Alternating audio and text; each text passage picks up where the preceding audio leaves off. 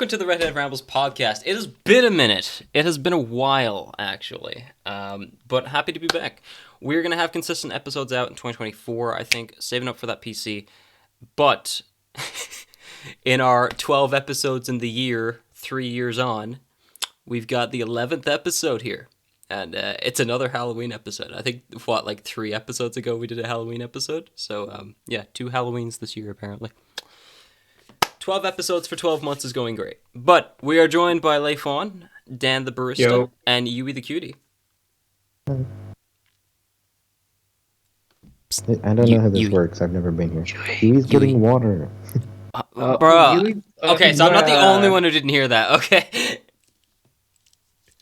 Well, we're going to discuss a few of the horror topics today. Look, Yui's getting water, okay? Damn. Gosh. Okay. Oh, sheesh. FNAF came out this Halloween. What's Halloween that? 2023. Well, October 2023. It did come out. Yeah, and we've all seen it now, so we can talk. What is a FNAF? Please support the official release. Yes, everyone. 100%. Layfon, you still have to send that to me, by the way.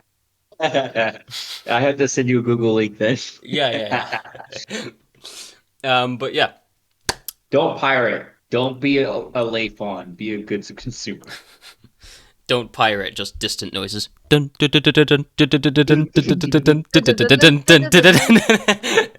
Hey, she's back. Nice. Okay. Stop.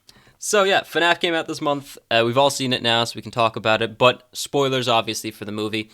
We're also going to be discussing a bit about Outlast. Love that game. It's a classic. But now Layfon and Danny have played it. Yui, are you staying for the whole thing, or are you planning to dip out after FNAF, or do you want to stay through? It's completely up to yourself. I don't. If you're bored, during the conversation, I don't want you to feel like you have to force yourself. Like I said, I'll be here till 7, which is about an hour and 20 minutes. Okay, nice. Fair enough. She really makes you feel like you're Spider-Man. Okay, so while Yui's here, we'll start with FNAF then. I want to get other people's thoughts about it. I don't want to talk as much during this. I want to let you guys kind of speak your piece before I pitch in anything. So, Layfon, I think you were the last person to see it out of this group. I think it was me and Danny saw it, then Yui saw it, and then you saw it. So, you've probably got the freshest perspective so far. So, what do you think about the movie? So after watching the movie twice, Bruh. through Twice. legal means, obviously. Mm-hmm. I thought it has a really good intricate story hidden under its lore. Its lore to me is what's going to carry the movie. I'm still wearing my For glasses. someone that's an outside perspective, moving in, fuck you. Damn. You're good luck trying to understand it. That's why if you look at the Rotten Tomatoes, Rotten Tomatoes is trash, but we'll use them as an example. They have a 25%, but the I score is set as an 89%. It's due to the fan base behind it. That movie is a celebration for the fan base. I thought it did a really good job. It's not really meant for be a true horror movie. I think it's more or less trying to show the aspects of, say, the children, or get rid of this show. This is the power of the children. This is what they can do. Also, they are also still children. Let them hang out. I do agree with a lot of that, yeah. 100%. You've nailed a lot of my opinions on that. I cannot say this is not if you're going there for horror, you're going in there for the wrong reasons. You look at FNAF as a whole, the franchise. The FNAF lore has been in horror second, has been about on the surface is horror. But if you look underneath the surface, again, fucking Scott Cawthon being that guy, he's exploring the inner lore of who the kids are. If you do the missions, you do all the crying children bullshit. This movie comes with side quests. But that's what I'm trying to perceive. And for this movie as a whole, this is to lay out a small portion of, hey, this is what we figured out. Okay. This is Scott saying, hey, congratulations, here's all the tidbits. Here's Mike Schmidt being that guy.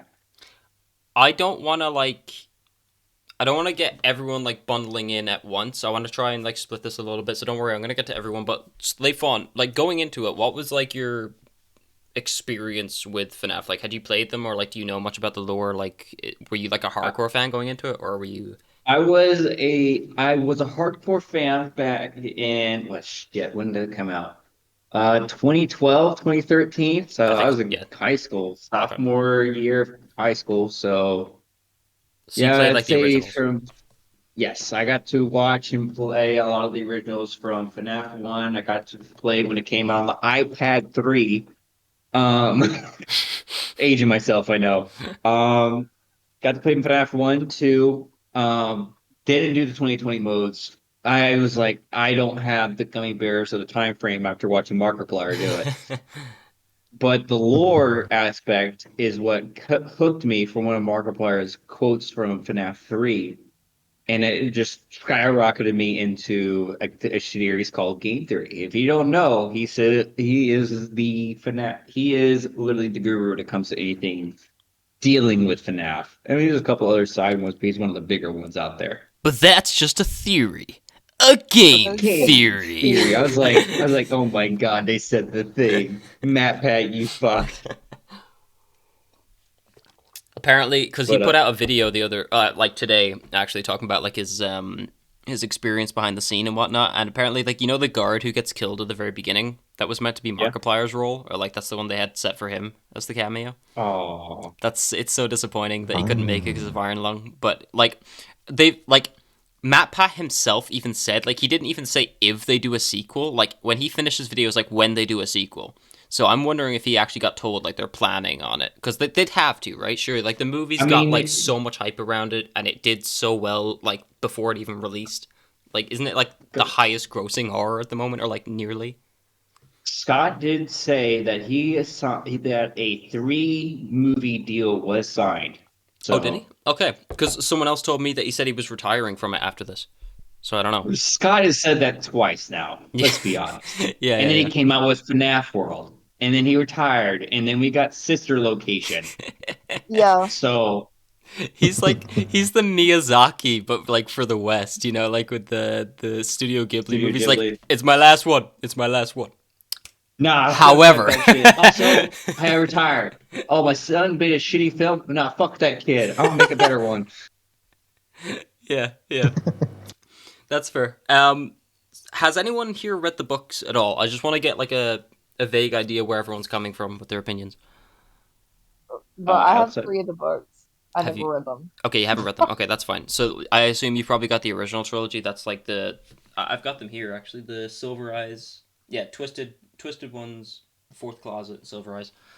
It's probably in the wrong order, but Hold on, let me look. I have so many goddamn books. because there's the original trilogy which I've read, and then there's like a 12 short story series, and he's doing like more now. I have the Silver Eyes, the Twisted Ones, and the Fourth Closet. Yeah, okay. And Danny Layfon, no experience with the books. Outside of whatever Matt had No. threw out, because I'm from the South. We Yeah. can't read. Well, I can't Layfon, read. Fair, you okay. said you watched Game Theory. He talked about the books. I don't know if you remember any of that. Or... I do. That's the only it's outside of whatever Matt Pat threw is the only like recollection I have of the book. So Supposedly they're gotcha. supposed to be like set like different canons or something, because like originally, like, I find it hard to focus completely on the videos, but like when I heard them originally, I thought like they all interconnected, but apparently the books and the games are separate canons, and then the movie is also going to be a separate canon. Apparently. great. I can't wait for this just sounds like the Fate franchise all over again. No, never mind. Everything in Fate is canon. Don't ask me how everything's canon, everything's canon. So that'll be Oh, interesting. my brain.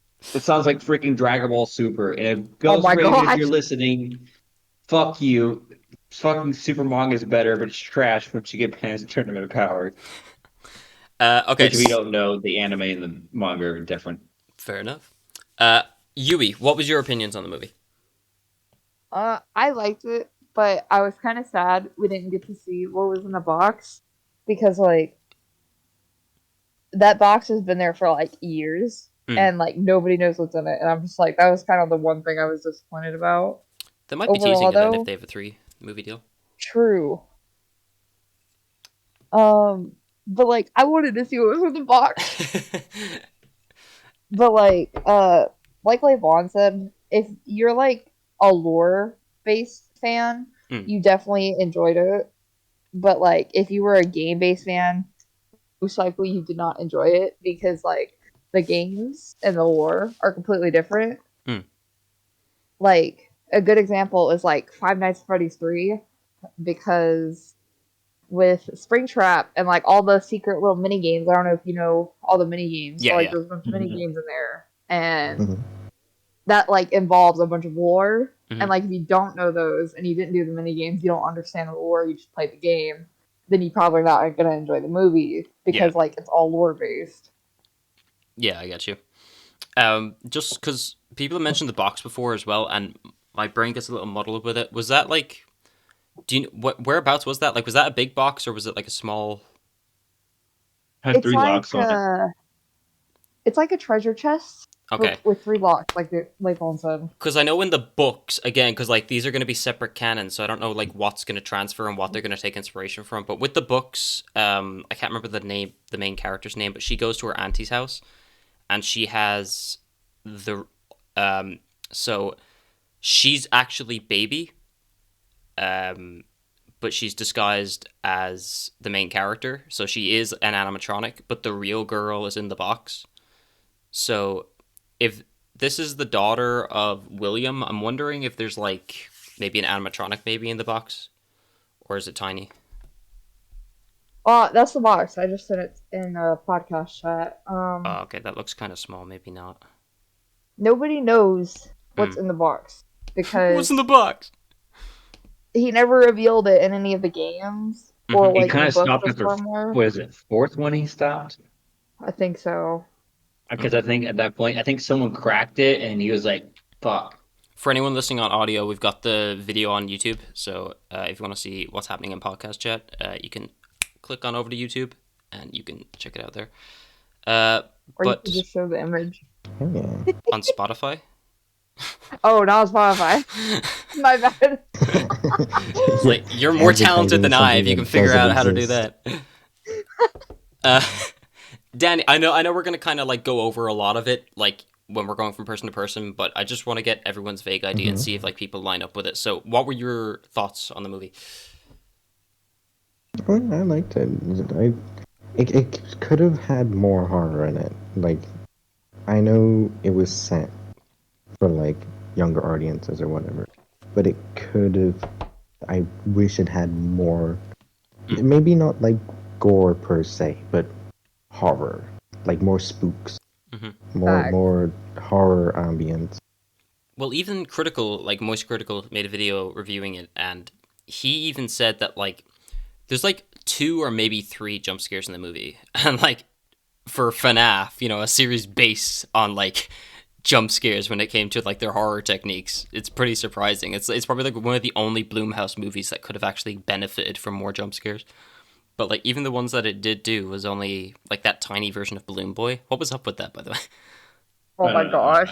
I don't know. I feel it's gonna be really weird when they bring like Balloon Boy in on a sequel, and it's like, why is he like 50 times bigger than the one he showed in 1? like I don't get that's supposed, because like it is moving, so it's sentient, right? Like, or someone just fucking moving it around, because like. I like they could get away with it if they did the 1 jump scare in the closet or wherever it was the first time, of it just being like a joke or whatever. They did it 3 times. But yeah, exactly, they did it 3 times because it was there in the closet and in the car. So, it's like there's nobody moving this thing, So like, is that Balloon Boy, or are they gonna like make another Balloon Boy and be like, oh, that was just a toy, we were just fucking around with that? And so if they go by based off of how everything's going to go, then the sequel is going to be a prequel in a way, because it's going to go back to when FNAF, kind of started. Because the sequel, FNAF 2, is based off of the 1980s. Oh, is it? Yes. Okay. It's good information here. Which one was the first one based in? The 90s? Or is it Yes. later? Okay. And then 90s.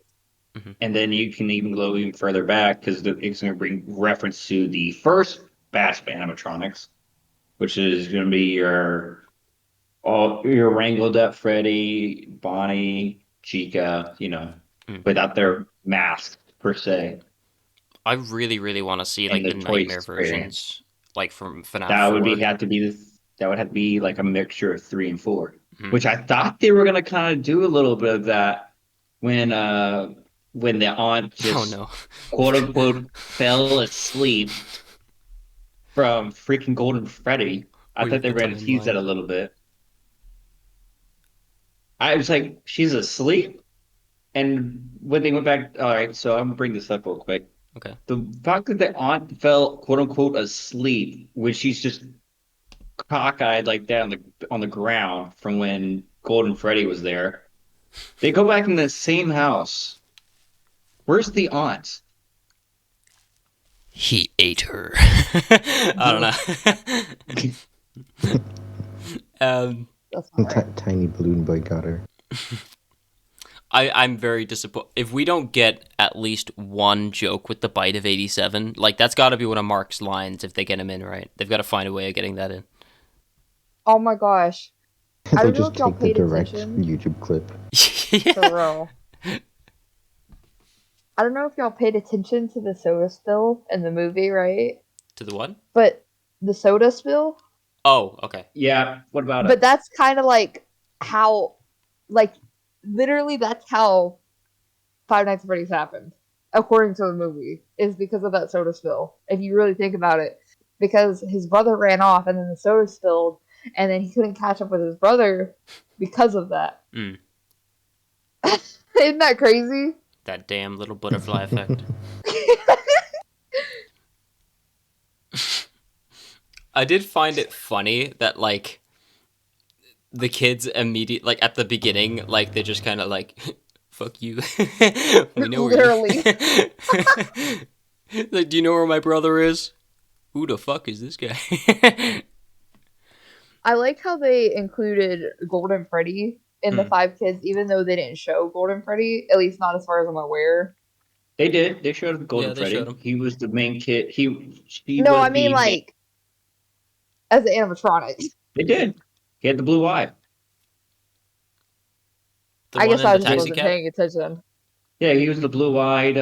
Oh, see, Golden Freddy isn't supposed to be able to move though. Golden Freddy is like paralyzed. That's why I didn't think he was Golden Freddy. He is now. Golden Freddy was Also, he didn't really look like Golden Freddy. Nah, He Yeah, just looked like he just looked like a banged up version of Freddy. exactly. to be fair, like I don't know.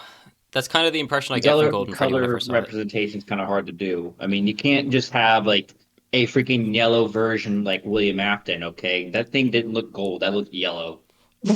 I will say the shot in the cab, like with Golden Freddy next to what's the kid's name? Was it Yeah, no, don't ask me. Lily, Amber, Lily? Amby, Wasn't it Annie. Lily? I don't know, something like, I don't know.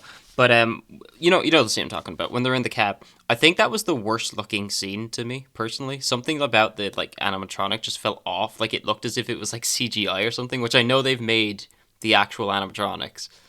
But I don't know. That one just looks weird to me. Like the contrast is weird. Did anyone else feel that? I understand why you say that. I don't know. Maybe it was just like the scale of like the animatronic in the fucking cab. Maybe that's what makes it look weird, but it just doesn't look right to me. But What I The was movie disappointed will about. an R rating because of the we all are know you guys will know the scene what I'm talking about when the people come to raid Fazbear's Pizzeria oh yeah, and one of them just gets Mhm. knobbed in half. yeah. I do want to come back to that. Just 2 seconds, Danny. What were you gonna say there?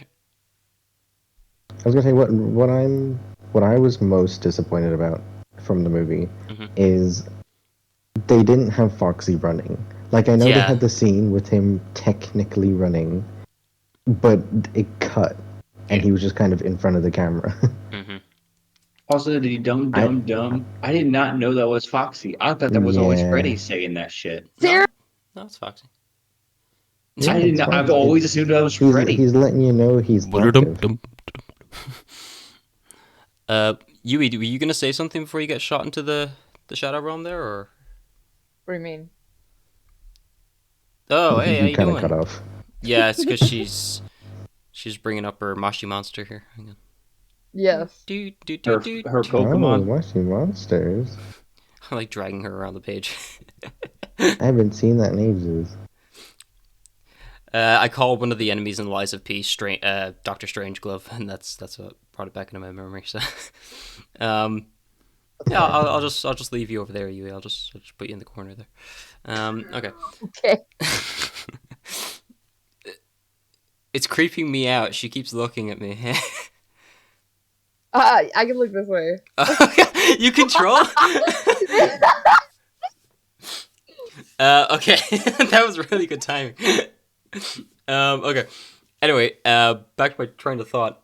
What was it? Yeah, Foxy. So, yeah, that was a little disappointing, especially because the animatronic does move. It was weird because like I even turned to Danny in the cinema. I was like, oh, he's gonna like that's a long hallway. They're gonna show him like actually running down the hallway, but then they just like cut it to black, showed him like halfway down the hallway, and then made him run at like a tiny bit. But like they had the whole space at the corridor to make him run that. That would have looked way better.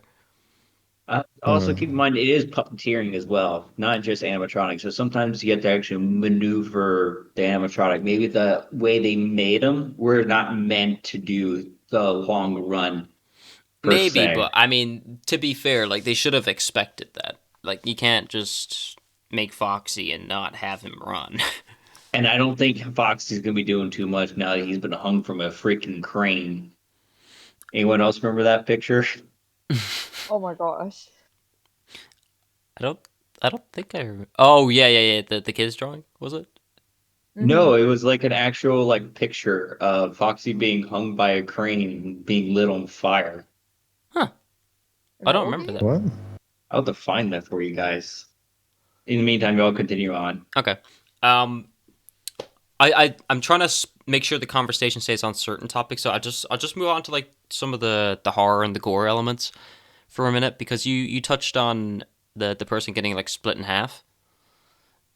That was cool. Yeah. Even the silhouette of it, like on the wall, like I understand because like in America they seem to have the PG-13 rating. We had 15A, which I thought they'd get away with a lot more, but some of the stuff I was surprised by because like they did show gore moments, like the spring locks and stuff, like gouging into Afton, and as you said, like the body being split in half, and then like it does show the silhouette on the wall, but it also does show like the corpse drop onto the ground, even though it's like turned away, but you do still see a little bit of it. So like it was obvious they weren't afraid to show gore, but then for the majority of the kills, they cut away, and it was really getting annoying because like until they split that person in half, every single kill before that was just a cut and a scream, like Yeah. which I was kind of like when I initially heard it was PG-13, that's what I was expecting, and then I heard we had 15A, so I was like, oh, maybe it's like maybe they will get away with more, but I don't know. I would have actually preferred if they only had cutaway kills than do half and half, because like doing half and half just made me question why they couldn't make the other ones gory as well. It was like you've already done it twice. What's stopping you from doing it more? Oh, this is real life. What is this? Can I say something about that? Yeah, sure. I think the reason is because of the latest game with the glam rocks. I forget what it's called. Security Breach. And I think that's why they had to make it PG-13, because that Security Breach was like not gory, like really at all, besides like crushing the animatronics. And I think that's why they had to make it like that, because Scott was like, "Oh, the latest game was PG-13," but like he's not even basing the latest, like the movie, off the latest game. So like I don't even see why he had to do that.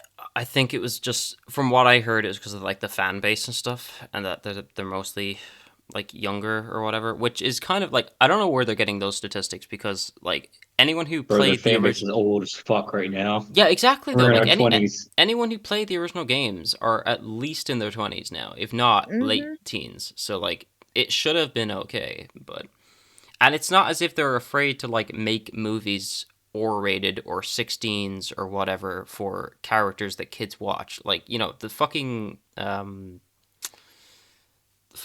like superhero movies. Like some of those are like Deadpool. higher rated, huh? Deadpool. Yeah, Wolverine. Deadpool even, like, you know.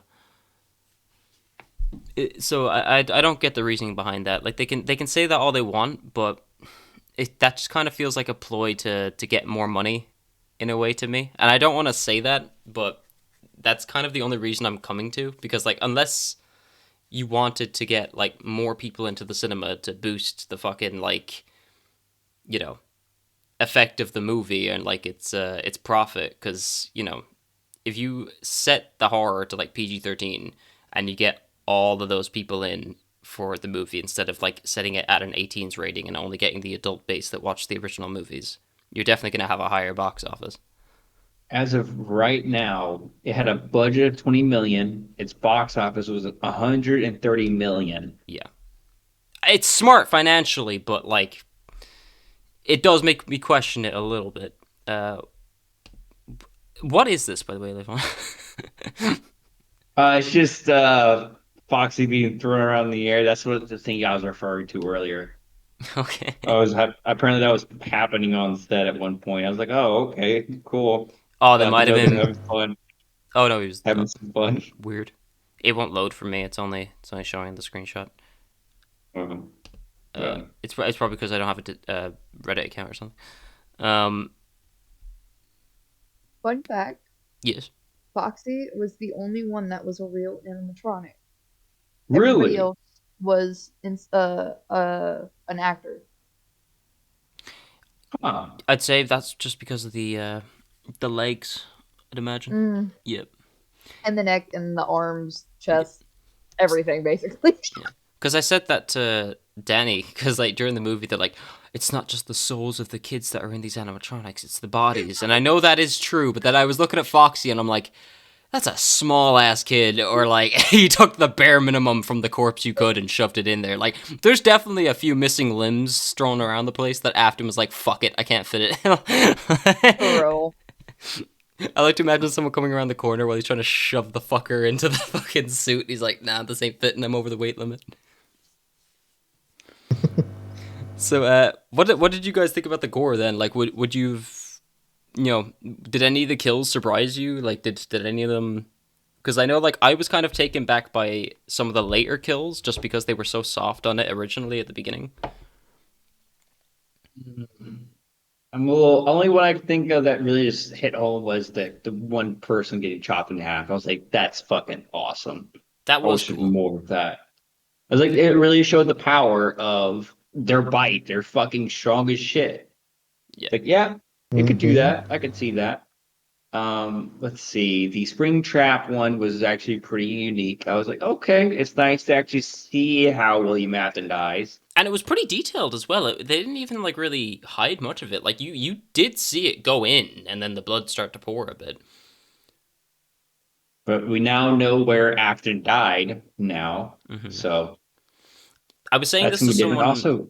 Oh, sorry. Go ahead. Go ahead. No, I have a different thing. Mine's after that. I'll go after that. Okay. I was a bit surprised, or not surprised. Like I was having this conversation with someone today, and I understand his line, or like not his line, but the community's line of like, you know, he always comes back, you know, like Afton. But it was a bit strange to say it in this movie. Like it was cool to hear it, but then on like, you know, 2 seconds later, I'm like, this is your first time dying, right? Like, what you come back from the first time? Because he goes like, I always come back. Everyone around like, did you go somewhere? Maybe that's gonna be a nice little reference and call back to when the sequel happens. Maybe. I think it's also because of the lore, because when he died, it was like the first time he died, it was like the second game, I believe, lore wise. It was either the second or third. No, it was the second game, and then I think it was the third game, something like that. And I think that's why, because it was just. I want to say it's the first and game reference, but like it's not from the first game because like he didn't die in the first game. He killed everybody in the first game. So it is a bit confusing because didn't that line only come from like FNAF 3 when it started? Like, wasn't that in the trailer for FNAF 3? Like, he always comes Right. back or something. Then they brought it back in the pizzeria one. Yeah. Yes. Because he got burned alive like twice, and somehow he freaking still lived. And they got burned. I don't know who the new one is. Security breach. Yeah. Was Yeah. that also Afton, or was that? Yeah, it is. It's I the think, soul. It's are the you sure soul that's of not Afton. Michael? No, I'm pretty sure it's Because there was Afton. two of them. Okay. Well, the It's an Afton. last Matt Pat video I watched said it was him, so it could have updated since then. Okay. Also, was Vanessa always an Afton? No, I don't think so. She was Mm-mm. like I was expecting because like remember when they said they were gonna there was an animatronic they hadn't shown off yet. I thought they were gonna bring the Vanny one in, like the bunny. Yeah. But it never I thought happened. she was like a huge. Yeah, and I was like, wait, what? Huh? Yeah, they might be saving Vanessa? that though. She might come back because like, well, I know she's not dead, but you know what I mean. Mhm. There's a number of ways they could go about it, but yeah. Just trying to stick on the gore topic just for a little bit though. Is there anything else anybody like had like any thoughts on some of those? I was surprised that some of the other animatronics didn't get more kills. I think the cupcake had more screen time. Screen time. That cupcake kill was brutal. It was, but it's hard to take that cupcake seriously. I feel like the first one was funny, but like it was like borderline goofy with the fucking eyes, man. I don't know. It was, but like, how do you make a cupcake like terrifying? But that's what I mean. Like, Also, is that technically an extension of her soul? I don't know. I don't know how that one works. Who? Chica's cupcake. Chica's cupcake. Is it a separate entity, or is it a exact same part of her soul? Because that thing runs it by itself. Because the thing with FNAF is like it follows on Scott Cawthon's humor, obviously, right? And like it seems very specific because when I watch stuff, if it's serious, I need the comedy to be like scarce. Like I don't mind comedy, but it needs to be done right. Otherwise, it just comes off goofy to me. And some of the moments, it just felt like I was watching Scary Movie kind of comedy because it was like, okay, so Kazi was beside me, right? And there's a moment where it shows the cupcake like tossed over like on its side, and then it blacks out, like the lights turn off and the lights turn back on, and it's standing up again, and like that's the big like scare. So it was, I don't know, it was a bit weird. Bro, the cupcake was violent. Oh my god. It was bro. violent. Bro was like nom nom nom on that leg for real. But on that Way face, more though, violent in the games. we did get to see the aftermath of what that cupcake did to that one dude's face. Did we? What did Yeah. you say, Dan? No, because he kept biting on the face, right? Yeah. Go ahead, Dan, Danny. what Sorry. did you say? I just said he was way more violent than in the games. True. For real. One He would thing. just sit on the desk watching you. Sorry. No, you're good. One thing I did want to focus on was the infamous scene. I feel like we got to talk about it, where everything just gets wholesome. They forget it's a horror, and they start stacking a fort with chairs and shit. For real. I didn't have a problem with it. I'm not gonna lie, I did, but I'm curious as to your reasonings why.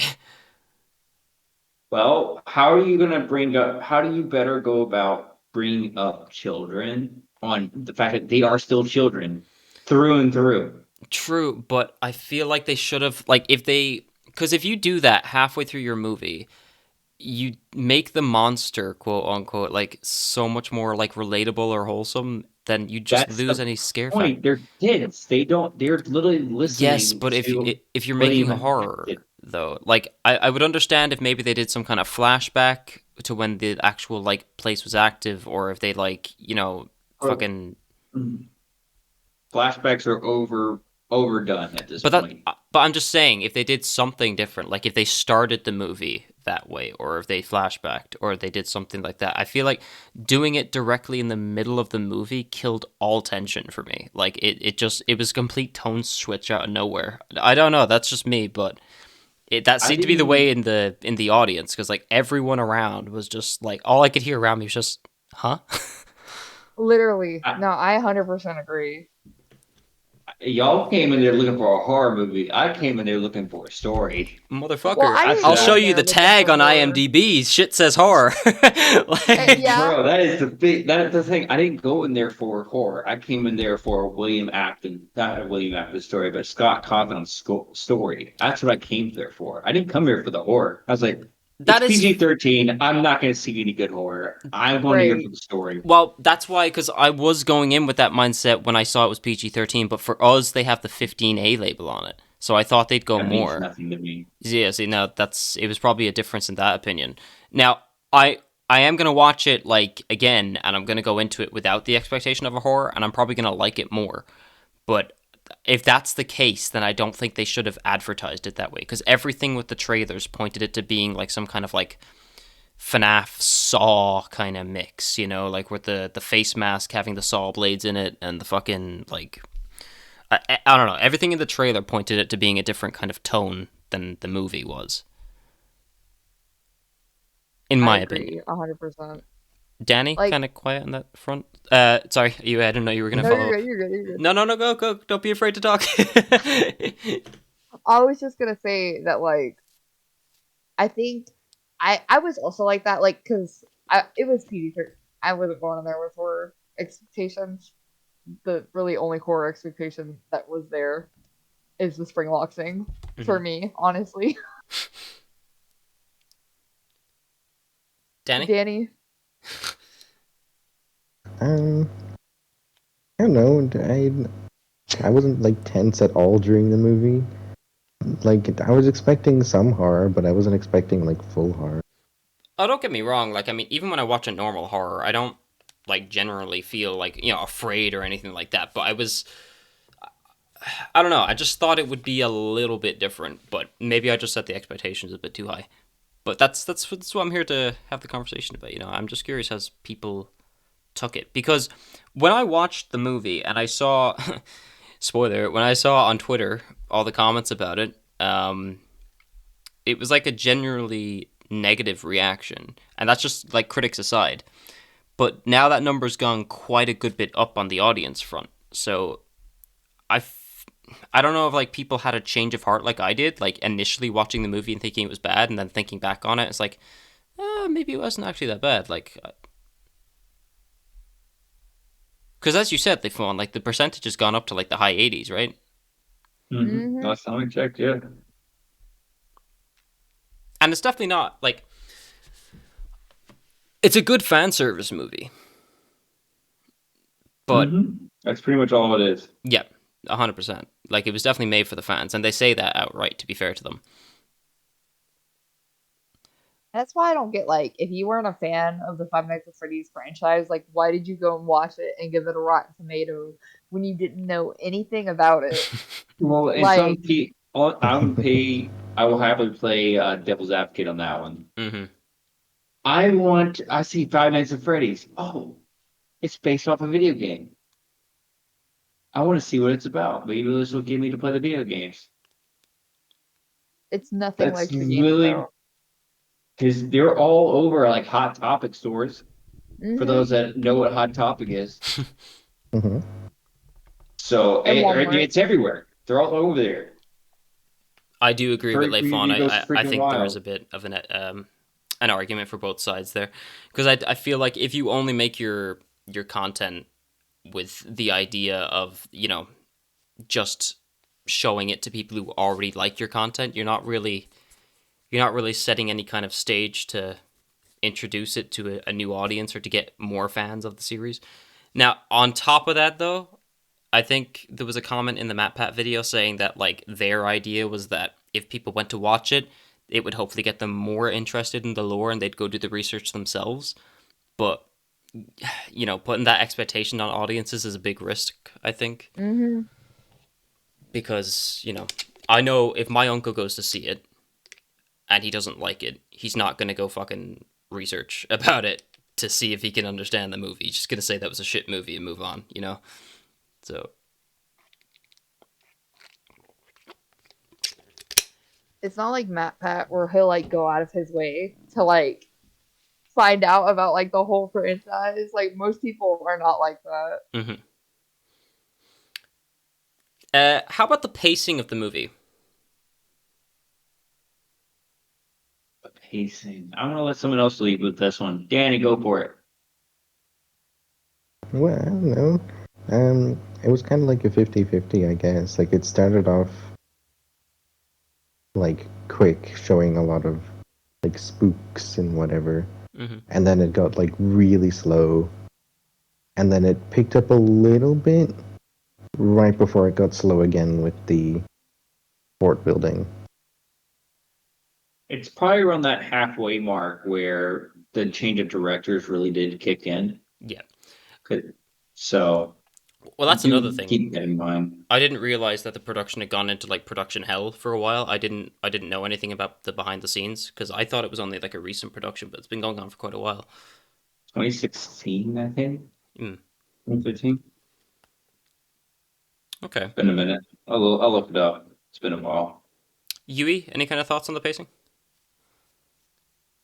Just kind of the same as Layfon and Dan. It was fast, then it got to that wholesome part, and then it got like hella slow for me. I was just like, what is this? And then it got fast again.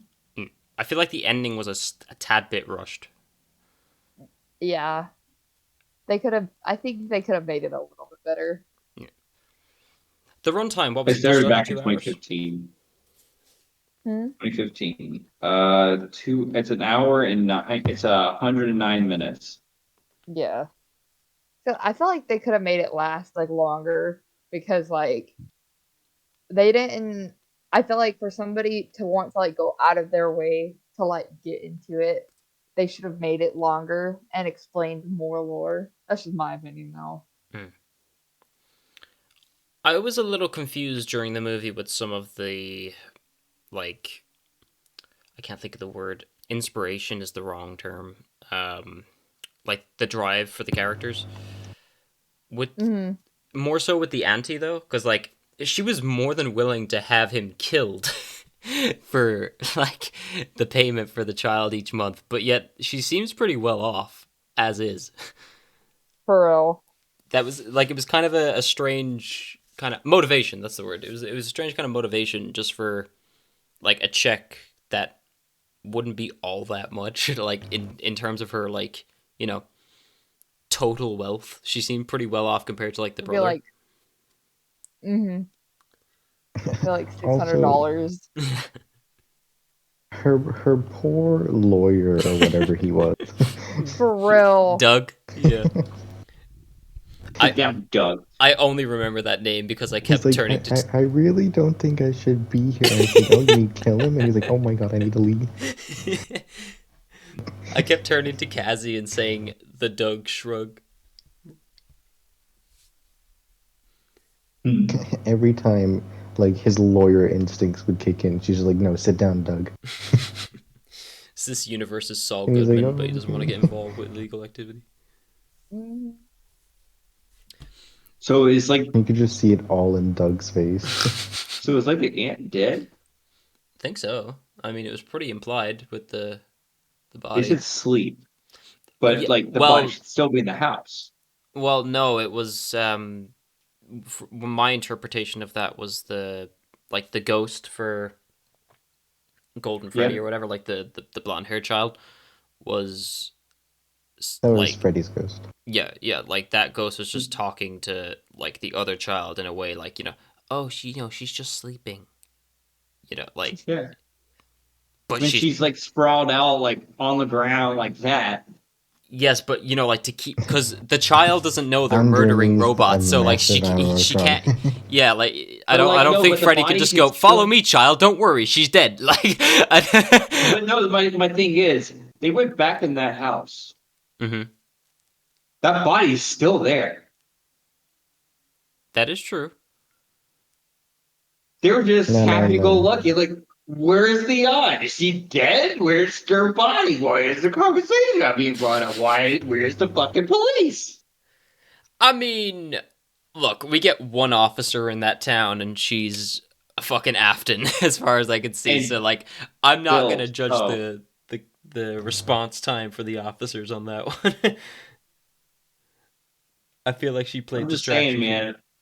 If the police department looked like that, man, damn, that's bullshit. It's not fair. Actually, another point about motivations that I brought up to Danny during it. Their whole reason for like smashing up the restaurant was to get Mike fired. It's like, oh, you know, he did a shit job protecting the place. He's off the clock.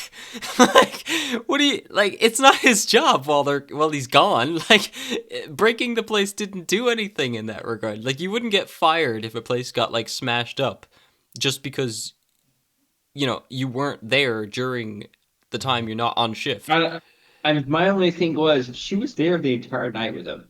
Mm-hmm. The entire night. Mhm. That's another point where I feel like the directing started changing a little bit. I get it. The original director did the whole like what do you do? Philosopher's Stone, Harry Potter and the Philosopher's Stone, Chamber of Secrets, and one more. And then Percy Jackson as well. I need Yeah, to I look probably more had into like the an background of idea. this. Huh? I need to look more into the background of this. You know a lot more about the background production. Well, yeah, because I wanted to make sure I was up to stuff and look like make it sound like I was intelligent. He's got the IMDb wiki page up at the moment. It's like, oh, you know, like back when they had this conversation, quote, I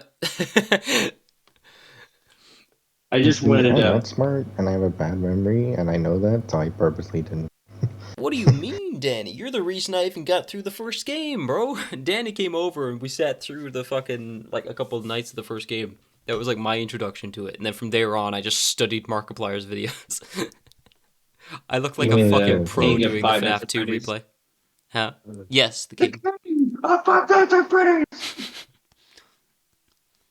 He's also the king of the squirrel. He is the king of squirrels. I feel like I probably don't need to ask this, but I'll go ahead and do it anyway. Favorite cameo? Well, the only one I know, so I only know one cameo. So Okay. Me personally, I don't watch Corey Kenshin, but a lot of people went mad for his cameo as well. He was the taxi driver. oh, that's why he was there. I was like, who the fuck? Oh wait, actually no, I want to change mine. Okay. My favorite cameo was Shaggy from Scooby Doo. Hell yeah. I think he did a really That, good that job. was my favorite cameo. My favorite cameo was Goku from Fortnite. Oh my gosh. I like that they tried their hardest to like hide that he was Afton. Like, it was like, no, trust us. It's a complete. It's Steven, okay? It's not Afton. And then everyone on Twitter is like, why is he the only character who has two names? Why is he the only character you specifically spelled out his first and second name? Not gonna lie, I totally looked over his whole name. I was like, maybe, but it's like, wait, what the fuck? Mike Schmidt. Oh, hey, how are you? Let me show you his job real quick. I totally forgot all about it. They made the whole like face reveal. I was like, who the fuck are you? It wasn't until the second one. I was like, oh, he's that guy. Also, nice maid outfit there, Yui. Very nice. Huh? She's not even, the way the fucking thing turned. Oh. I hear. Oh. I was typing something and I wasn't listening, so I was typing. Damn, bro. She's on the podcast. She's not even listening. I was listening, but I wasn't listening. Damn. I mean, Well, I'm playing. you know what happens now, Yui? What? I've got to send you to the Shadow Realm. Sorry. Wow. You have a Shadow Realm voice chat? Yeah, he does. There you go. There, she broke out. How'd that happen? Kaiba! Can I have a voice chat made called the Shadow Realm? And can I get sent there? Shadow Realm. Sure, bro, sure. There was a point I wanted to bring up still about Afton. I know I said, like, I think his acting was good for the acting. Like Shaggy Rogers. Honestly, the acting overall I thought was pretty decent. Like, some of the some of the fucking like trespassers or like vandals or whatever were a little hit or miss, but other than that, I think everyone did a pretty decent performance. Another thing that I didn't much care for, I was like, they got a somewhat big name actor to play the fucking main character. I was like, God damn it, this is where their fucking money's going. God fucking damn it. That's why I stopped like giving too much of a shit about the movies when they put a big name it's not really a big name anymore. He was back in 2015, 2016. I recognize the name, yeah, but I couldn't think of any movies he'd been in for a while. I just remember Zadora. That's literally the only one I remember right now. Right, And what are then we he talking was about? in Josh Hutcherson, is that his name? Oh, yeah, the guy something from like that. Hunger Games? That's the And one. He's also the little kid Journey in to the Center of the Zadora. World? Mm-hmm. Yeah, that too. That's one of the main ones. Bro, Oh, come on. was Bridget I know Josh Terabithia? Hutcherson. Was he in Was that? he there too? Yes, he was. Oh Yeah. shit, I didn't recognize him from that. Cassie Yeah, mentioned my it. Oh, brain. did she? Yeah, I was like, yeah, the guy from Hunger Games? And she was like, oh no, I know him from Bridget Terabithia. Oh yeah. I was like, oh. You know the funny thing as well, Layfon, we had to wait an hour to watch the movie because Imagine having to wait to watch the movie. Can't Everyone relate. kept cheering for no reason because the guy would be like, oh, it's at 10%? well, we gotta explain because like okay, so we were sat there for ages and we were like, okay, this movie was supposed to start 20 minutes ago. The ads haven't even started. What's happening? And then this dude runs down to the front of the place. He's like, attention everyone. Okay, so we've been having internet issues all night and we have to re-download the movie. So we just sit there. We re-download the movie. Yep, bro. They don't use film really anymore. So Yeah. apparently they had to fucking re-download the movie. So like he'd keep running in every couple minutes and he'd shout out the percentage and everyone would cheer as he got like higher up into the percentages. And Danny did not appreciate It annoyed joy. me. So, guys, why can't you just be like me and just Because- watch the movie through other means? Oh my gosh. I wanted to have a The thing group is as well, experience. Layfon. every time a new like FNAF character appeared on screen, Why it is would the also Twitch all icon cheer up and so scream, stream? and it's like, bro, come on, you literally came here to watch the Five Nights at Freddy's movie, and you're excited that Freddy Fazbear's in it. Bro, hold on. Don't forget, we have the furry community as well. That is They're also true. watching this. There were You a gotta lot be of careful. teens in that me- audience, Layfon. Yeah, so you're telling me all like 60 people in our movie theater? You never know, bro. Some of never those know, fuckers look man. sketchy. Where guy just asked, Twitch emote just came up randomly all of a sudden. Is someone streaming, or No. did someone like change the name of the podcast thing? No. What? Does nobody They see change shit. the Twitch icon above Danny's name? Hey, what the fuck? What? This is I just didn't do that shit. I'm playing a game. What? I'm not even looking at Discord. okay. Well, Dang. I'm still paying attention to the podcast, and I'm chipping in Okay. every time something says to me. That's We have- weird. I okay. didn't do it. okay.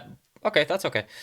Is there anything more that anyone wants to discuss about the FNAF movie more so? Because I feel like we've gone over a lot of the main topics of it, but I don't want to stop anybody if there's any like extra thoughts or anything they had to say about it. Not me. Let's see. Oh, I was very disappointed that the security office, like, I know it would be hard to recreate, right? Mm-hmm. Oh, But I know what you're gonna say. There was no, like, shutting of doors or any power involved, or, like, No, it lights was just a outside of door. doors. Yeah. Like, Just a door that you open and it was close. literally just a regular, like, wooden door with a doorknob. It's like Also, wait, so there was a bit. sorry, go ahead. There was also a vent. Were we mixing 1 and 2? Yeah, and yet they didn't have to like. Danny pointed out like at the start you had to unscrew one vent, then the other one he was just able to push off or whatever. But yeah, no, I just imagine like the director and the crew and stuff like that going up to Scott. It's like, okay, so I understand like the budget for traveling, and we're gonna build up this restaurant, and the advertising, the cast, the clothes and everything. But why do you need two gigantic titanium doors? That It are just won't automated. fit. Now, the one thing I thought about with that whole area was maybe they were trying to recreate FNAF 3. That actually, yeah, that it did give me kind of FNAF 3 vibes a little bit. That's what I was thinking of. I was like, but no, I rewatched the second time. I was like, nope, there's no screen. There's no just normal like glass overlay in front of you. So I'm like, what the fuck are they trying to remake here? That was the only thing I could think of. Was like, yeah, there's a fan on your right. There's a door on your left. There's a freaking Foxy there in your dreams. Fuck. Speaking of FNAF 3, by the way, one of the last things I want to touch on with this, the ending song, the Tombstone. Oh my god, that was so nice to hear. That was very nice to hear, but I For was real. if they had like a follow-up song after that, or maybe like, at some point during the movie, if they could, I think it would have worked better near the credits, along with the Living I hope you Tombstone die in one. a fire. No, I wanted the I can't even think of like the fucking. That's FNAF 3. Give me 2 seconds, because I was gonna play it, like a little bit of it, but then I realized Spotify is even worse than YouTube for the DMCA shit, so I don't want to risk that. Um. Like a second of audio. If that, they'll be like, Oh yeah. "Damn, bro." I'll play the first note of Megalovania to get your DMCA. No, please don't. Like, Bro. trust me, bro. They are fucking crazy for this shit. Rumi, that's the dude, the one who made the PewDiePie song. He has like his Yeah. Five Nights at Freddy's 3 song, and it's fucking awesome. Like, it fucking bangs. Does anybody know what I'm talking about? Probably I been feel a like I minute. do. I can. Okay, so for anybody on YouTube, you'll see me get it here. But I'm gonna send you guys the link just so you can listen to it for a second on your side.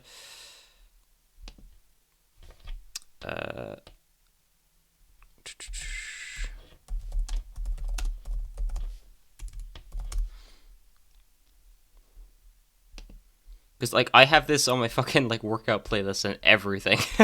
It's so hype. Okay, I'm gonna send it into podcast chat. You posted in that podcast chat. You do that.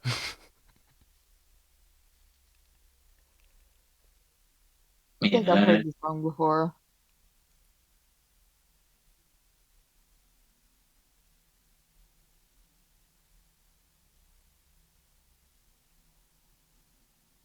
Especially the chorus, but just the overall song in general, I love it. Right. The editing on the video is really good too, but I think that's mostly the trailer footage, I think. Right. That makes sense. Yeah, I think I've heard this song before. Mm-hmm. Sounds good. But it was cool to hear. I was curious if they were gonna like delve into the like the YouTuber songs or not. Like it was cool to see the Living Tombstone.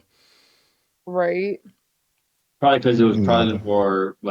more well Popular known. ones. Mm. Yeah. That's fair. It's also been remixed the hell and back. Everyone waited. Like, I'm telling you, there wasn't like a single person that I saw leave the fucking theater until the For end of the real. credits, because everyone wanted to see if there was an end credit. Which there wasn't, but there was that sound. Anyone else stick around to hear it? Like the eh. Yeah, I did. I was like, Oh. what the fuck? Yeah. That said, what the frick did it say? It said, like, "Come find me" or something. Yeah. Yeah, it did. Something like that. And then there was a little Corey Kenshin scene at the end. Yes. That was funny. Yeah. Oh yeah, I forgot there was actually a post credit then. Yeah. That was the Balloon Boy thing. Yeah, but they. Yeah. Yeah. Okay. I think that's really all I wanted to say about the FNAF movie. If there was any more comments on it. Sounds good. Okay, sweet. Yui, have you played Outlast at all, or have you any kind of like interest in this discussion? Again, you're more than welcome to like stay along if you want to listen or pitch in, but I just don't want to bore you. Hold on, let me say it's called what's it called? Outlast. Oscar Uniform Tango Lima Alpha Sierra Tango. I've heard about Outlast before. I've never watched anybody play it. I've never played it myself. Okay. But I know it's like horror film or horror game. Sorry, we were just talking about film. Um, It's a very, very like iconic one in the past. Like PewDiePie and all like the big YouTubers played it back in the day. You right. get scared by a fucking plant. Achievement unlocked. Achievement unlocked.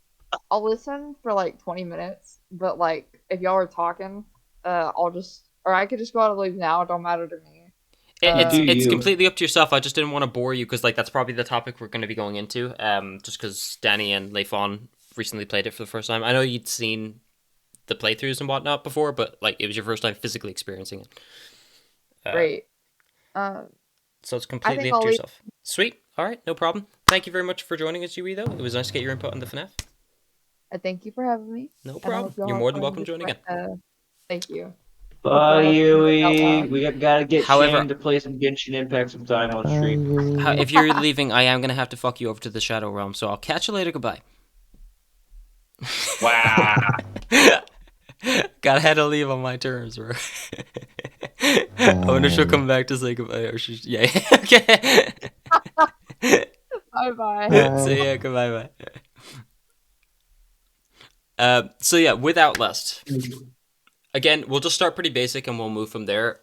What did you guys... I know you would have liked it, but what was your, like, opinions of it, like, playing it versus watching it? Like, was there... Did you feel like the anxiety of it or the tension? Like, how did it get to you? I'll leave Danny first. Because it's a very different experience. At first... No, yeah, see, the entire, like, first... like maybe 2/3 or something like that, or maybe like first half and a bit.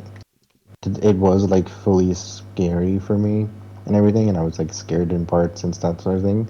And then the fear just kind of like took control, and so I wasn't scared anymore, and I was just speed running Outlast while Layfon was still getting like scared in parts, and then like Layfon would be like, "Oh, so like what part are you up to?" To like from me continuously like leaving the entire night and then coming back. So I was behind him the entire time, and then I would come back and he'd be like, "Oh, so what part are you at?" I'm like, "Oh, I'm at this thing." He's like, "What? Well, how are you there? I'm not even there."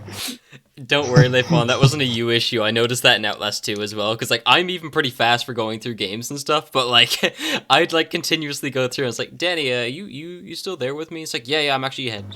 Like, yeah, I'm holding the baby in my arms. It's like, what? Danny, you left for like 10 minutes. What are you talking about? How have you caught up to me? It's like, but we started 5 minutes ago, and you had to leave for like most of that. What do you mean you're the baby? She hasn't even announced that she's pregnant yet. Layfon, what about you? What were your thoughts? How were you feeling in it? The first half was definitely fucking scary as shit. It's when they showed it, I was like, okay, cool, yada yada. You know, I started going through the motions, being all fine. The doctor scene pissed me off because of the fact that like I didn't know where the fuck I was going the That's entire fair. goddamn time. Him as a character, he was very cool. He's one of my favorite characters in gaming. I love it. I was like, I'm tired of your bullshit, Doc. What the fuck? I'm being cornered. What the fuck? Where do I go? Oh, I gotta grab this key. What the fuck was I supposed to do to go there? I will say, from playing like the horror games and stuff, I can understand why you got lost, but it isn't the most like maze like area I've ever seen in a horror game. Like it can be quite straightforward depending on the route you take. It was just unfortunate the way you went, but it's I can definitely see the argument there. With his hallway scene, and then though, it got to yeah, go ahead. it's fucking terrifying if you don't like see him before you're in that hallway, because like you can start pushing on something. I just have the memory of like pushing on something in that hallway, and because you haven't seen him, you think like you've outmaneuvered him because you go through the vent. You think you're safe. all of a sudden Mhm. you hear his voice and the music kick in while you're pushing the fucking thing, and you're like, wait. You're opening up another door. Yeah, I yeah. know what you're talking about. Yeah, I fucking love that moment. I hated it when doing it, but I love that moment because it scared the So, fucking and then it shit got. out of me. Then after, I was just so frustrated from that, and then we go straight to a fucking ghost like appearing. I was like, "What the fuck was on my left side? What the fuck did I just see?" That was the Because most I was like, genuine jump scare I've ever heard. "No, You I had haven't a even gotten to slip that up part. moment. I haven't even gotten there yet. I'm talking about me walking up to that point. I walk out the main gate, and I look to the fountain. And I was like, "What's a cool looking fountain?" I see a fucking shadow go across the left side. Like, what the fuck was that? Ooh, what the fuck? Yo, what the fuck was you had that? a slip up at that part. I think Ghost clipped it. Yeah, I think I clipped Yes, it he too. did. It I was, don't know, it I'm was gonna quite try to good. see if I can find it, unless y'all are gonna find it for and me. you didn't even realize that you'd done it. Like you thought you'd continued talking, It's like nobody but noticed. you just cut off. I thought I finished my whole thought process. And everyone was like, Layfon? Are you For okay? what? Yeah, no, that And you were was like, really good. what did I do? See, unfortunately I was over at my granny's when you guys started. But when I came back, you were at the water section. Mm-hmm. Yeah. How did you find the Oh, sewers slash the actually, water section? The sewers were that's when it fine. like kicked in. No, that's when it kicked in for me Mhm. again. The Like sewers was I'd gone from fucking like being, stupid for me. I was fine. I went from being like, and the fear has taken over, so I'm like not scared anymore. The fear's literally just forcing me through the game, speedrunning it, to, oh my god, I hate this. It's really, really good. I love it. Um, Yeah, I think I found it.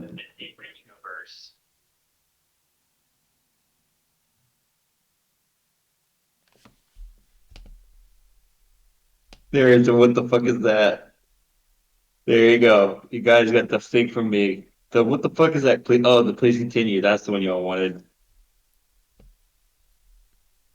Oh, what the fuck? I saw black.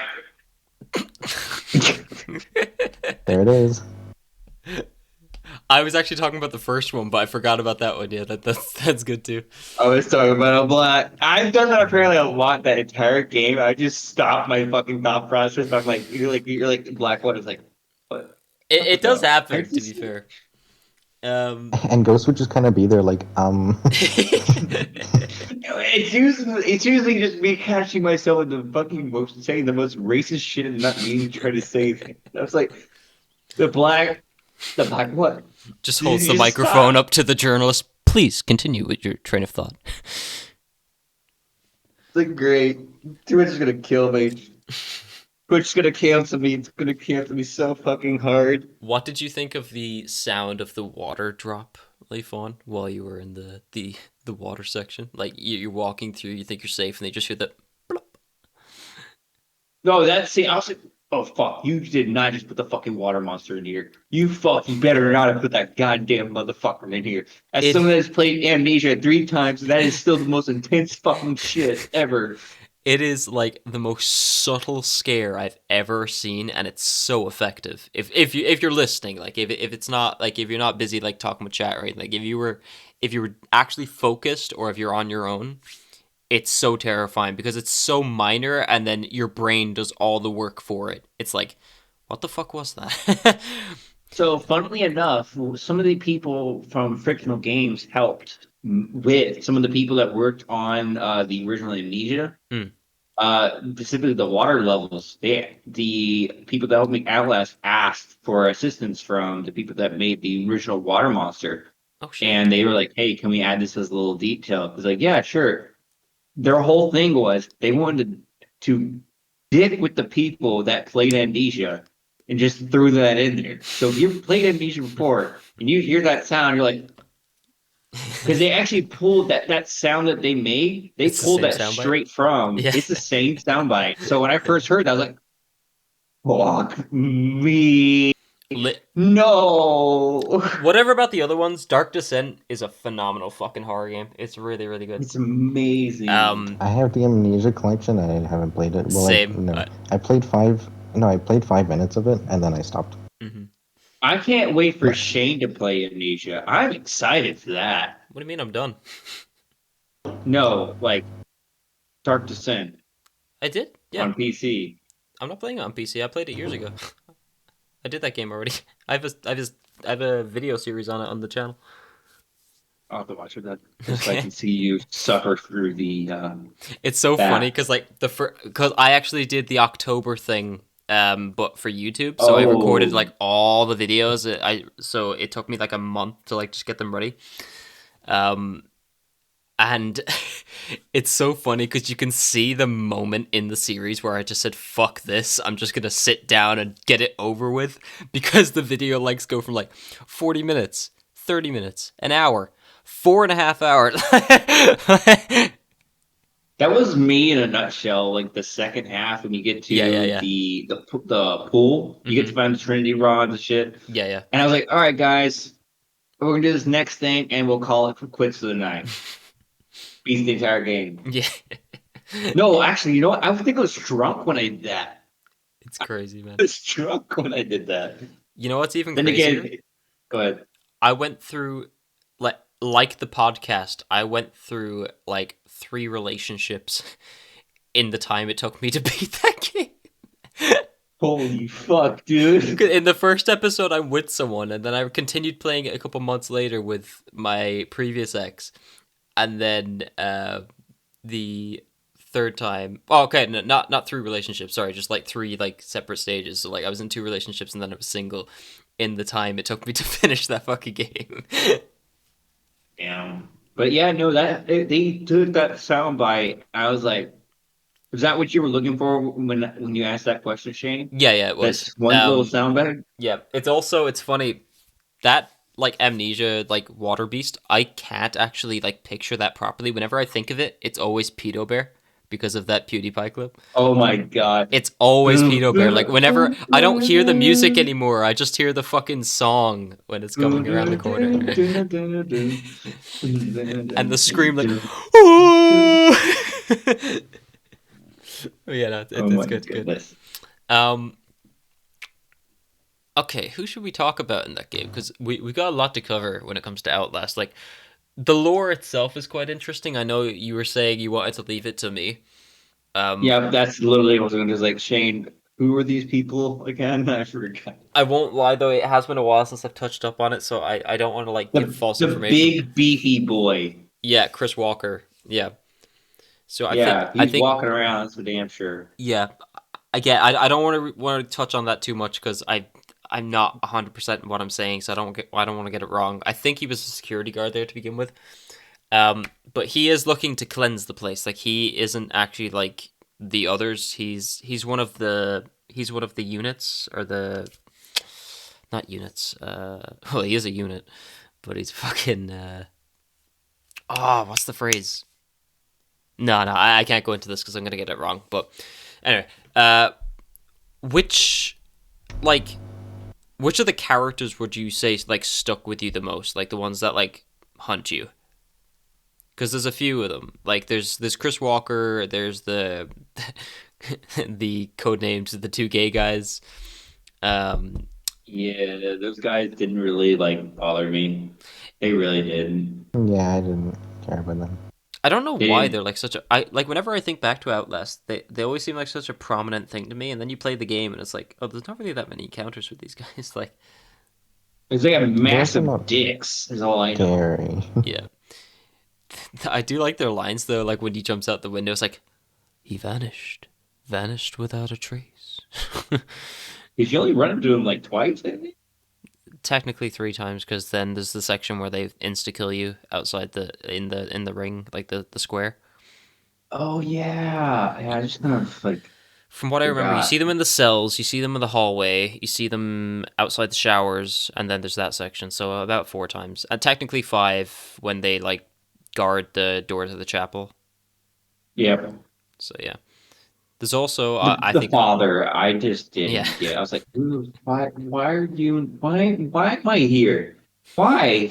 You finally get the lore explode and like the fucking information you're looking for is like, both of you, by the way. Like, neither of you were interested at all in knock off We Stephen were just Hawking. so fed up with everything. I was like, why are the two fucking people that were trying to like dick me down over here behind me now, closing the doors? Now they're okay with me. Where's the father? What's the point of him? Why is he here? And he's like, oh, I'm the next coming of Christ. Okay, cool. I did a Why video. am I here? I did a video series on Outlast twice. I played the game multiple times, but I did a video series on it twice.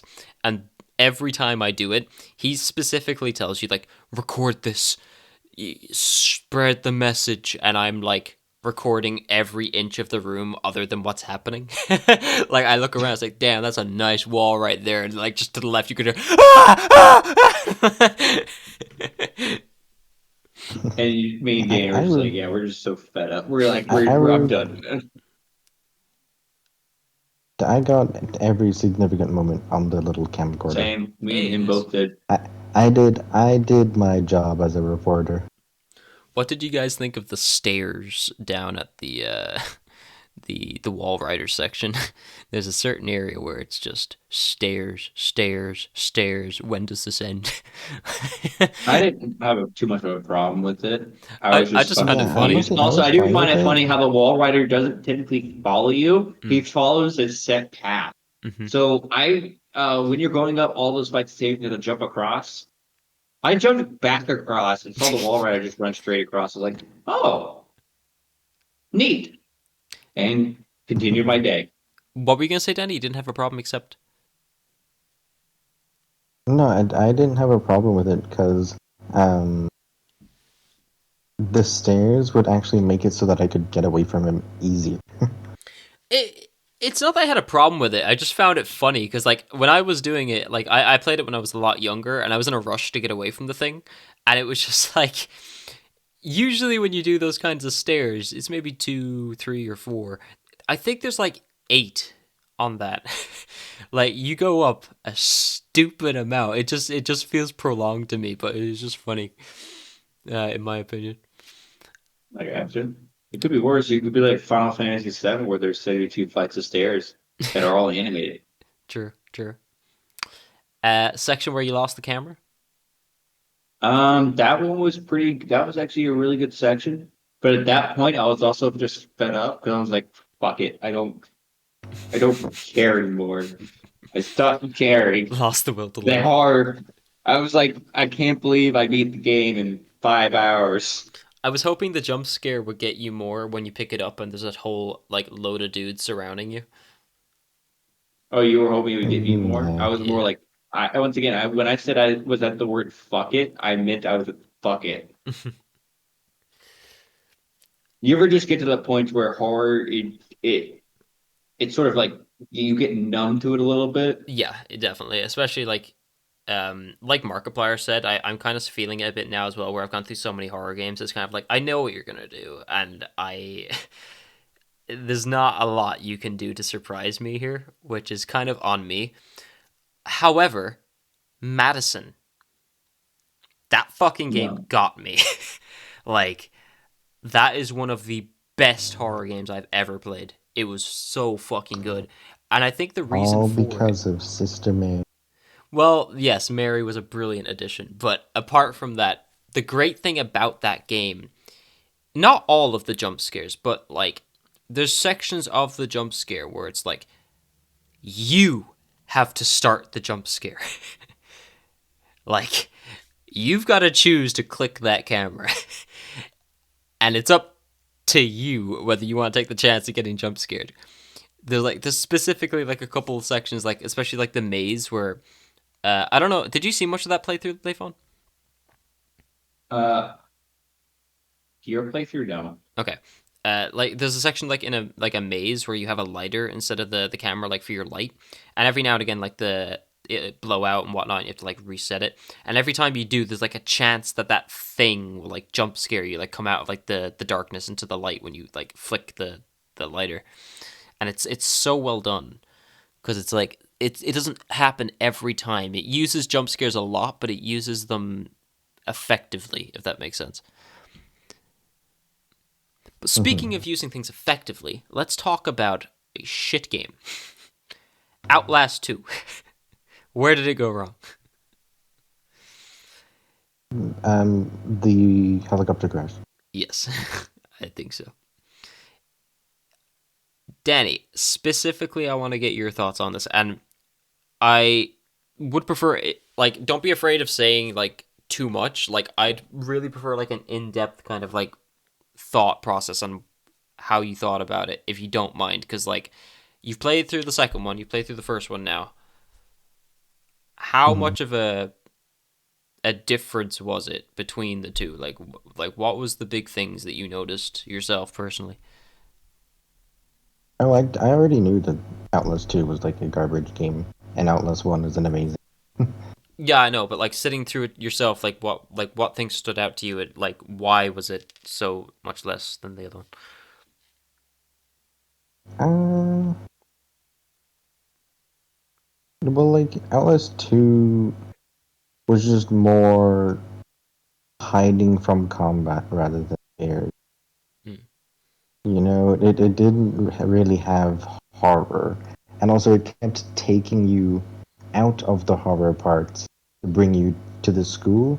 And I know the school is important lore-wise, but like I feel like they did it too much. Yeah. See, it's interesting for me because I think like the. Oh, sorry. Go ahead, Devil. So, like, when it came to Outlast 2, I can only remember what freaking PewDiePie played a long time ago. Yeah, yeah. Was the whole story just about? Was it about his girlfriend getting raped or some shit? Is that what that was? With No, the it Catholic was father? so his a girl he knew when he was younger. Now I don't think they were officially dating, but like when they were in like Catholic school, she was abused and he said nothing, and then she hung herself. Ooh, she was abused by the headmaster then. Yes. And I think the themes of like because with it's the towers, I think like they send out some kind of signal and that makes him like remember. I'm going off note here, I could be wrong, but like there's some hypnotic kind of effect with it. Um and I think there's kind of a bit of a parallel between like that old trauma and what's going on with like his current like wife, girlfriend, whatever, like with the magical pregnancy or whatever. I don't The think it is magical. I satanic think it is just trials. the fact. I think there was just some kind of rape there or something. I'm not sure if they explained that out. There is a lot of rape in that game, which is one of the more unsettling things about it. But it's kind of an easy way to That's get like that's unsettling, not really horror. yeah, like it's kind of a I don't know. It's shock value, not really horror. Yeah, big time. Like, there's not many games I can think of that have rape as one of the topics, and to be honest, I don't think they need to. Like, it's not exactly something I'm like searching for when I'm looking for a story. You know, it's like, Oh yeah, that's what I'm searching every time. Oh yeah.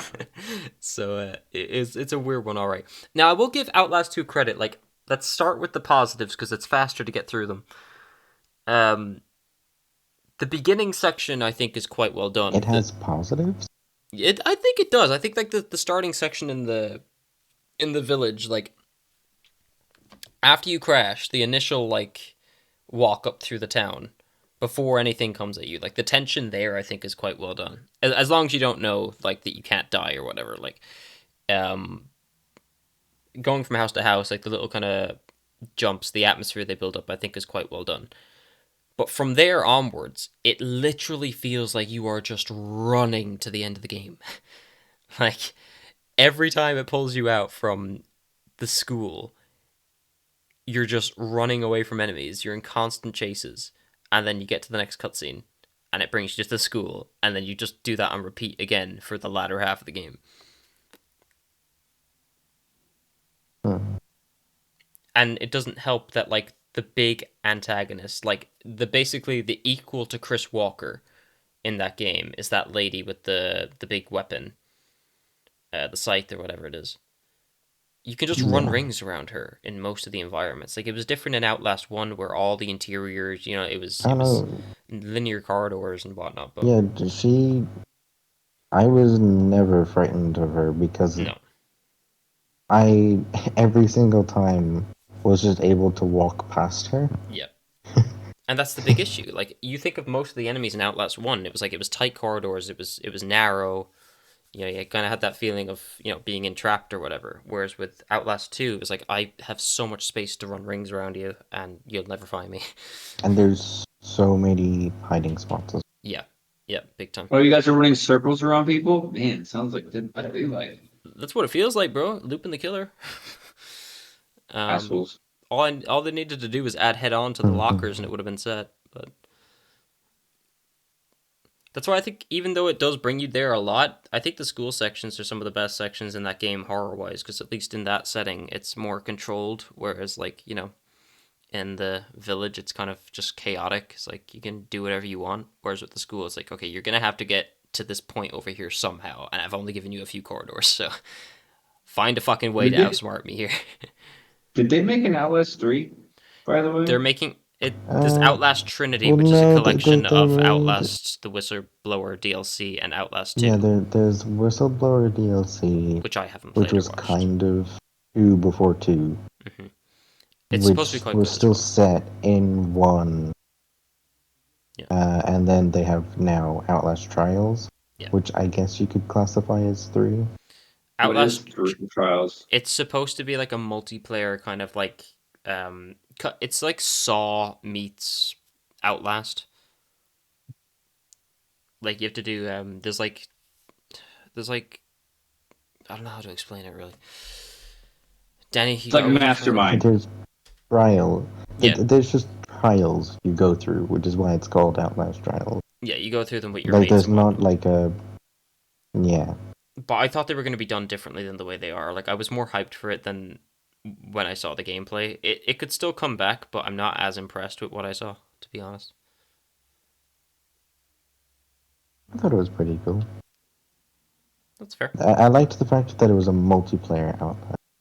Yeah, I like that I idea thought of that it. was nice. I can't really, like, word what I didn't like about it. It just seemed like... I thought the actual trials themselves would be more... I don't know, inventive. I don't know. They seemed kind of like arcadey or something to me.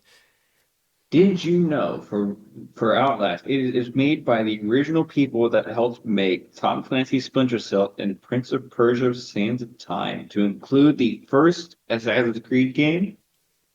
Hmm. The more you know. I did not know that. Actually, is there a way for you to check Layfon? Because I thought the game invented it, but you said otherwise. The mechanic where you're running and you can quickly, like, look back with the... Mm-hmm. Yeah, I that was the first game I saw that in. Do you know of, like, what game kind of made that a feature? Because, like, whenever I watched anyone play Outlast, they commented on it as well. Like, it was the first time I'd seen a feature like that for chases. The only one I can think of right now is like the Oculus Rift one. Hmm. The old one with like the monkeys and you're going around grabbing jewels. It's been a long time for that one. I know what you're talking about. Yeah, They actually made that into a proper full-on game. Oh, did they? Finally took them long enough. Shit. Mm-hmm. It wasn't in Rift anymore though. It was just like an actual Wait, look first-person game behind you you. play. You couldn't do that in Amnesia? No. You couldn't? Really? Not, like, in some of the more recent ones, but not before Outlast, I don't think, no. Not a quick look back, like how Outlast does it, where, like, you're running and it's just one button to, like, quick turn and then release it to look right back forward again.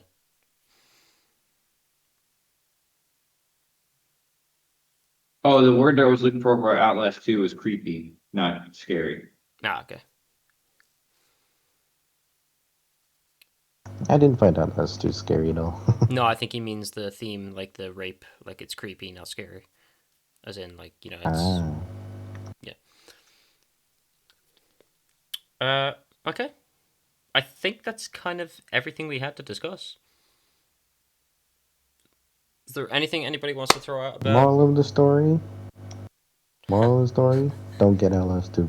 Don't get Outlast 2. That's all we gotta say. Anybody hasn't watched the FNAF Mm-hmm. movie, I hope you enjoy it. If you're on YouTube, let us know your comments down below about what the movie and how you perceived it. And have a nice Halloween. By the time this posts, it should be the 30th. Halloween should be tomorrow. If you haven't checked it out already, Or we did a is previous it? Halloween episode last year with the Mortuary Assistant developer. You can check that out here on Spotify or on YouTube again, anywhere you in the playlist for the first season of the What's a podcast. developer? They delve into things like pools and stuff. Oh, a developer. Yeah, I see. yeah, developer. Sorry, my bad. No, you're good. It's good. English is the first language. So. But yeah, no. I'll catch you guys in the next episode. Peace out. Thank you very much for joining me, Layfon. Thank you very much for joining me, Danny. Shane, thank you for showing up to Danny's. Shane, thank you for showing up for Danny. Fuck, I'm done. Damn it.